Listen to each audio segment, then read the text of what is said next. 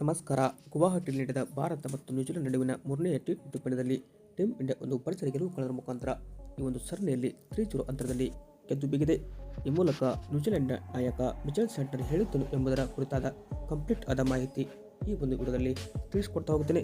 ಆದ್ದರಿಂದ ದಯವಿಟ್ಟು ನೀವೇನಾದರೂ ಇನ್ನೂ ನಮ್ಮ ಒಂದು ಯೂಟ್ಯೂಬ್ ಚಾನಲ್ಗೆ ಸಬ್ಸ್ಕ್ರೈಬ್ ಆಗಿಲ್ಲ ಅಂದರೆ ಈ ಕೂಡಲೇ ಸಬ್ಸ್ಕ್ರೈಬ್ ಆಗಿ, ಹಾಗೆ ವಿಡಿಯೋ ಇಷ್ಟ ಆದರೆ ಒಂದು ಲೈಕ್ ಮಾಡಿ. ಈ ಒಂದು ಪಂದ್ಯದಲ್ಲಿ ಮೊದಲಿಗೆ ಟಾಸ್ ಸೋತ ಭಾರತ ತಂಡ ಫೀಲ್ಡಿಂಗ್ ಮಾಡಿತ್ತು. ಈ ಮೂಲಕ ಬ್ಯಾಟಿಂಗ್ ಬಂದ ನ್ಯೂಜಿಲೆಂಡ್ ತಂಡ 154 ರನ್ಗೆ 9 ವಿಕೆಟ್ ಹೊಡೆದರಷ್ಟೇ ಶಕ್ತವಾಯಿತು.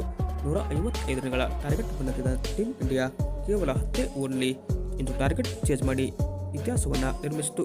ಈ ಮೂಲಕ ಸರಣಿಯಲ್ಲಿ 3-0ನಲ್ಲಿ ಮುನ್ನಡೆ ಪಡೆದುಕೊಂಡರೆ ಈ ಮೂಲಕ ಈ ಒಂದು ಪಂದ್ಯ ಸೋತ ನಂತರ ನ್ಯೂಜಿಲೆಂಡ್ ನಾಯಕ ಮಿಚೆಲ್ ಸ್ಯಾಂಟರ್ ಹೇಳಿದ್ದನು ಎಂಬುದನ್ನು ಈಗ ನೋಡ್ತಾ ಬರೋಣ. ನ್ಯೂಜಿಲೆಂಡ್ ನಾಯಕ ಮಿಚೆಲ್ ಸ್ಯಾಂಟರ್ ಅವರು ಈ ಒಂದು ಬೌಲರ್ಸ್ಗೆ ಇಲ್ಲಿ ಹೆಲ್ಪ್ ಇರುವಂಥ ಪಿಚ್ ಆಗಿತ್ತು. ಹೀಗಾಗಿ ಪವರ್ ಪ್ಲೇಯಲ್ಲಿ ಕೂಡ ವಿಕೆಟ್ಗಳು ತುಂಬ ಇಂಪಾರ್ಟೆಂಟ್ ಆಗಿತ್ತು. 150 ರನ್ ಹೊಡೆದ ನಂತರ ನಮಗೆ ಅದು ವ್ಯರ್ಥವಾಗುತ್ತದೆ ಎಂದು ನಾವು ಅಂದುಕೊಂಡಿದ್ದೆ. ಬಟ್ ಹೀಗಾಗಿ ಈ ಒಂದು ಪಿಚ್ ಮೇಲೆ ವಿಕೆಟ್ ಉತ್ತಮವಾಗಿತ್ತು. ಬಟ್ ಹೀಗಾಗಿ ಬ್ಯಾಟ್ಗೆ ಬಾಲ್ ಚೆನ್ನಾಗಿ ಬರ್ತಾಯಿದ್ರು ನಮ್ಮ ಬ್ಯಾಟರ್ಸ್ಗಳು ಇಲ್ಲಿ ವೈಫಲ್ಯ ಅನುಭವಿಸಿದ್ರು.